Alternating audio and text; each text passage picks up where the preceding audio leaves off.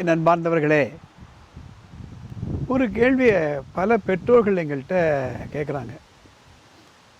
Sir, எனக்கு ரொம்ப நாள் ஆசை, என் பையன் கிரிக்கெட் ஆடணும், என் பையன் டென்னிஸ் ஆடணும்,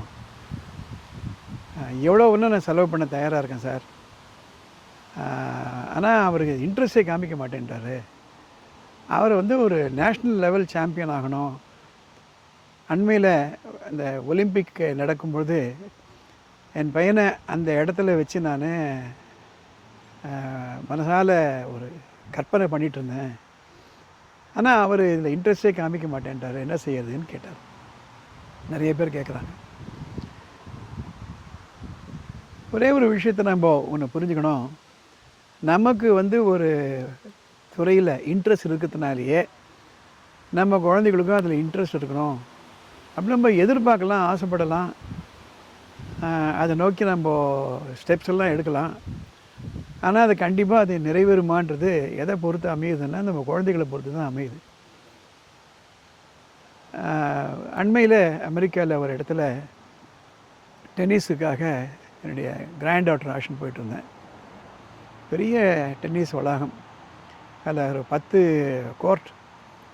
இங்கெல்லாம் கனெக்டிகட்ன்ற இடத்துலலாம் 6-7 மாதங்கள் ரொம்ப பனியெல்லாம் இருக்கும். அதனால் இது க்ளோஸ்ட் இன்டோர் டென்னிஸ் கோர்ட்.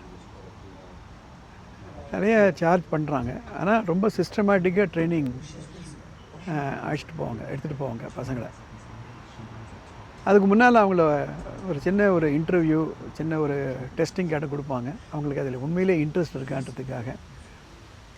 என்னை கவுன்சிலிங் பண்ணுற பேரண்ட்ஸுக்கும் இதை பற்றி நான் பேசுவது உண்டு.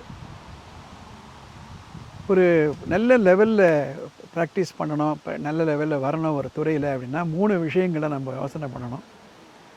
ஒன்று டிஸ்கவரினா நம்ம குழந்தைகளுக்குள்ள எதில் அவங்களுக்கு ஆர்வம் இருக்கிறது, எதில் அவங்களுக்கு ஆற்றல் இருக்கிறது, டேலண்ட்டுன்னு சொல்லுவாங்க.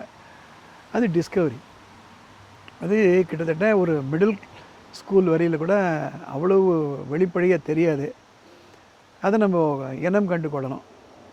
அதுக்கு பெஸ்ட்டு யாருன்னா அம்மா தான். அம்மா அப்பா க்ளோஸாக வாட்ச் பண்ணாங்களன்னா தெரிஞ்சிடும். அந்த ஃபஸ்ட்டு ஸ்டேஜ் டிஸ்கவரி ஆன உடனே 2வது டெவலப் அப்படின்னு சொல்லுவாங்க. எதில் அவருக்கு இன்ட்ரெஸ்ட் இருக்கோ அதில் அவங்கள கொண்டு போய் நம்ம ஈடுபடுத்தலாம். டெவலப். அந்த டெவலப்மெண்ட் ஸ்டேஜ் ரொம்ப ரொம்ப முக்கியம். திணிக்கக்கூடாது. எது திணித்தாலுமே அது ரொம்ப நாளைக்கு ஏற்புடையதாக இருக்காது. கண்ணில் அந்த ஒரு ஆர்டிஃபிஷியல் லென்ஸ் வந்துச்சா கூட அது சிஸ்டம் அக்செப்ட் பண்ணிக்கணும்.